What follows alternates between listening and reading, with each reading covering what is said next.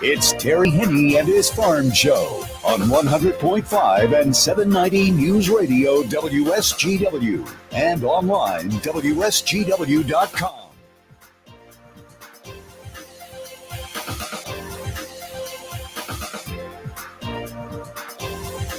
Mostly cloudy and damp. Good morning to you. I hope your day is going well for you, wherever you might be. Terry Henne here at Radio Center, where, yes, it is raining just a little bit. It finally started to kick in here a little bit earlier this morning, and we're watching some rain clouds try to bubble their way up into the central part of the Lower Peninsula. Most of southeast Michigan has been hit by some really light rain shower activity, light rain, drizzle. That's what most people are saying right now. Currently, we do have a little bit of drizzle, 54 at the airport with mostly cloudy skies. Drizzle here at Radio Center, it's 55. Downtown Midland has picked up another degree there at 56. Downtown Bay City is currently at 55 degrees. And as far as our weather is concerned, we're, very mild. As we mentioned yesterday and the last couple of days, we're probably going to peak out just before midnight last night, and we did. We were at 49 degrees, and that was just a few minutes before midnight. And then the temperature started to climb after midnight a little bit. We worked our way up to about 55, which is where we're at. And we're going to be looking at the rain shower activity kicking in a little bit more, and we're going to be looking at some cooler air drifting in as well, as that frontal system seems to be poised right now, running from just north of Tawas back down into the southwest corner of the Lower Peninsula. Behind it, the temperatures are dropping. And along with it, as we said, the rain shower activity, the rain as far as a function of the wind is concerned, is going to begin to change, especially as we move into the early afternoon. We're looking right now at a south breeze at 12. It'll change later on this afternoon and tonight to a west breeze, only about 5 miles per hour. And the chances of rain are not really going to be all that great. We're going to be looking at just plain and simple, mostly cloudy skies. The system appeared to have a lot more in the way of moisture associated with it, but not as much as what would make an issue a problem here for us. No flooding or anything like that. And that seems to have pretty much followed course, if not actually dried out a little bit more. If you take a look at our humidity level, we're at 97%.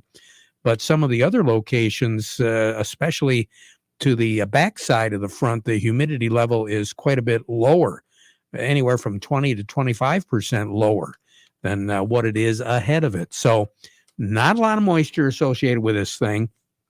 And later on tonight, if we do get any precipitation, it's going to be very light in nature, a little bit of light snow after midnight, because we'll drop down to right around 32, 33 degrees for a low tonight. And then during the day tomorrow, we'll only work our way up to about 38. So we'll be about 15 degrees, 18 degrees cooler tomorrow for a high with a north breeze, but only about 5 miles per hour. And as we go through the day on Saturday, the chances of precipitation are really going to drop off. So by later in the afternoon on Saturday, northern Michigan should see some sun, especially the northern third of the Lower Peninsula. For us, I don't think that's going to be the case, but we could see a little glimpse of sun as we go into the afternoon. Very, very spotty, with a spotty shower early. But then everything's going to be clearing out as far as the moisture goes by tomorrow night. 29 is going to be our low tomorrow night with a west breeze, then becoming a little bit more southwesterly after midnight on Saturday night. So New Year's Eve doesn't look all that bad when it comes to being out and about and doing some traveling. You shouldn't have any issues at all with any kind of frozen moisture, other than maybe some of the sidewalks or parking lots being damp, and then the temperature drops down below freezing. That could cause a little slickness. But during the day on Sunday, We'll be right back into the 40s, about 42 degrees. Mostly cloudy skies. We're not expecting anything in the way of sun. A southwest breeze about 5 to 10 miles per hour. Mostly cloudy on Sunday night, 32 for a low. Then moving into the second day of January, we're going to be looking once again at mostly cloudy skies. Temperatures will warm up into the mid 40s. And we're going to keep our eye, a very sharp eye, on a system that's going to be moving into the Pacific Northwest over the next couple of days. That system could be a major precip producer, especially for the central part of the continental United States and for us here in the state of Michigan. It appears right now as though the rain shower activity is going to kick in on Monday night, and we could get some steady rain as we go through the period of Monday night and during the day on Tuesday. That system is going to move from the Pacific Northwest into and around Iowa during the day on Tuesday. And if the path continues the way it looks right now, that path is going to give us a real good chance of rain, and in some cases, heavy rain that will spill over into Tuesday night. Tuesday, we're going to hit 50 degrees once again, if not about 56 or even warmer on Tuesday because of that low. The low is not a real fast mover, but it's going to be quick enough to move out, Monday night during the day on Tuesday. Tuesday night, it'll kick out. And then on Wednesday, we're not expecting anything from it because it is going to take a little bit more of a southeasterly course. So it'll be actually pulling away from us eastward and southward during the day on Wednesday. Heavy rain could possibly be in the forecast for Michigan, especially the southern half of the lower peninsula. So we're just going to have to keep our eye on that system as we work our way into the first week of 2023. All the way through the 12th of January, we're looking at temperatures to be above average, precipitation values to be pretty close to average. The month of December, how did it work out? Well, a pretty dull month, really. Average. Now, you say dull. Yeah, we had some record-breaking days in December of this year. Matter of fact, we had 3 record warm days in December. Back on the 11th of December, we tied a record that was set back in 1949 of 60 degrees. And then on the 15th of December, we broke a record of 62 that was set back in 1971. And then December the 16th, the very next day, another record, 62 degrees. And that broke a record set back in 1984. We didn't have any record-breaking cold, but we had some pretty miserable cold. So all in all, we wound up with 10 days above average, 11 days below average, and figuring in today and tomorrow, 10 days of average. So all in all, just another one of those humdrum months, right? Yeah, the roller coaster. That's the best way to describe it. Speaking of roller coaster, the grain markets have a way of addressing that issue as well. When we return, Gary Kaufman from Star of the West will be joining us. We'll talk about how the markets are wrapping up here for 2022 and just to kind of give you an idea of what's transpired over the past few months, if not the last few days of trading. Gary comes along in a moment, but before we get to all of that, we want to remind you the weather forecast brought to you by the folks at Nutrien Ag Solutions. Nutrien Ag Solutions has the local expertise to recommend the corn, soybean, and other seed products that are the best fit for your field.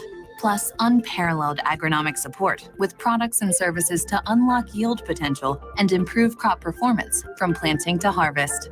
Ask about our financing options to help you get more from every acre and lead the field. Visit your local Nutrien Ag Solutions branch or go to nutrienagsolutions.com. They say there's a secret to growing a great crop.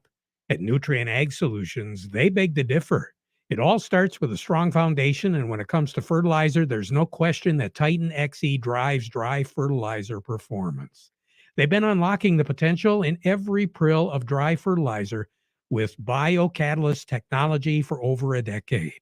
Visit lpi.ag/Titan or contact your Nutrient Ag Solutions crop consultant to drive your crop's potential today. Along with me, Gary Kaufman over at Star of the West. Gary, good morning. How are you? Hey, good morning, Terry. Doing well, thank you. You've had a busy day, a busy week as far as getting things ready for the next year, haven't you? Yeah, that always seems the last week of the calendar years brings us some additional things to do for sure. And, with that, the markets, we're pretty positive for the most part this week. Since last Friday's close, we're up about 15 on wheat, 14 on corn, and about 40 on the beans. The beans has been the leader for the week for sure. So, is that surprising to you a little bit? Well, we continue to get reports out of South America, especially Argentina. That's the main focus. They got a lot of drought going on down there, and basically we're seeing that 72% of the crop is only planted so far. So there's concern over that production, and meal has taken off. So soybeans are kind of following meal because Argentina, they're, we get a lot of production loss there. They're the main number one soy product exporter in the world, and especially for meal demand. So that's going to be very important as we move forward here. And, once they get the crop planted and start harvesting, a lot of, projections will be known. It's all kind of like predicting right now for sure. So. As far as the past week or so here overall, what have we seen the markets do to wrap up the year? Well, did a little bit of looking. If we look back a year ago today for the year, corn's actually up at about $1.26. Beans are up about $2.76 for the year from a year ago, and actually wheat's up about it'd be surprising. It's up about 20 cents. But the thing on the wheat, we had a range of about $5.44. So that's the kind of year we had here in 22. Was a very volatile year. And I think 2023 is going to be the same thing, Terry. I wouldn't be a bit surprised. So on the board right now, what do you have? Yeah, right now, actually cash corn is up a penny at $6.23. New crop is down 2 at $5.55. Cash wheat is actually up 17 right now at $7.46 on the white, $6.96 on the red. New crop is also up 17 at $7.82 on the white, $7.32 on the red. Cash soybeans currently up 8 at $14.42, and new crop's actually down a penny, Terry, at $13.49. So a little bit of mixed stuff going on here. All righty. You take care, Gary. Happy New Year to you. We'll talk to you again next week. Yep. Happy New Year to you as well, Terry. Thank you. You bet. Over to Oppenheimer we go right now. Doug Klein, good morning. Good morning. What do you think? Well, crude's up a little bit, 78.80 or 78.90. I heard that 2 ships went to Venezuela, tankers, looking to export for the first time in 4 years oil to the United States. Apparently they are okay now, better than they were 4 years ago or something like that. Wow. But copper's had its worst year in about 4 years since 2018. It dropped 13% on the year, which is probably has something to do with housing and interest rates. So that's kind of interesting. There's been 4 senior Russian officials that have died in the last week. We mentioned the 2 yesterday. In addition to that, there was the one that they called Rocket Man. He was in charge of space exploration for Mr. Putin. And over to crypto, the Bahamas have kept $3.5 billion worth of the crypto money that Sam Bankman-Fried had, apparently for safekeeping. So I'll just hang on to that for you guys while you sort this out. Right. Sure. What did they say? Possession is 9/10 of the law? Yep. Yeah, that's the ticket. As long as you don't stumble and fall down a flight of stairs. Yeah, right. Wow. Oh, that's too good. Well, here's your numbers. The March corn, 6.80 and a quarter, up 3/4 of a penny. The September of 23 corn, 6.26 and 3/4, down 3 cents. March soybeans, 15.23 and a half, up 7 and a quarter. The November of 23 soybeans, 14.13, down 2 and a quarter. March wheat, 7.93 and a half, up 19 and a half. And July of 23 wheat, 8.02 and 3/4, up 17 and a half. Crude oil, 78.84, up 44 cents. Heating oil is 326.36, up, well, let's call it just flat even. Gasoline is 241.93, up 4 and a quarter cents. And natural gas, 404 and a quarter, down 7.5 cents. Currencies, Canadian dollar. U.S. dollar buys 135.29 at the border. That's down 17 ticks. The dollar buys 131.82 yen. That's down 119 ticks. The euro's at 106.85, up 24 ticks. The dollar's at 103.72. That's down 12 ticks. Gold's at 18.20.60, down $5.50. Silver's 23.88. That is down 37 cents. Platinum's had a really good run lately. It's at 10.64 even. That is up $14.30. Happy New Year, Doug. Happy New Year to you. We'll talk to you again next Tuesday. All righty? Okay. Doug Klein over at Oppenheimer. Farm Service brought to you today by the folks at Schaefer and Beerline. If you're ready to upgrade that Ram truck, now's the time to be ordering that new 1525 or 3500. So come see the folks at Schaefer and Beerline in Frankenmuth, the Great Lakes Bay Area certified ag dealer. They specialize in all models of new Ram commercial trucks and vans. You can buy with confidence from Schaefer and Beerline in Frankenmuth since 1852, where Family and Service sells cars. And they wish each and every one of you a very happy and prosperous new year. Chuck Cervinsky from Maple Hill Nursery joining me right now. Chuck, wrapping up the year, you got all sorts of stuff going on, I bet.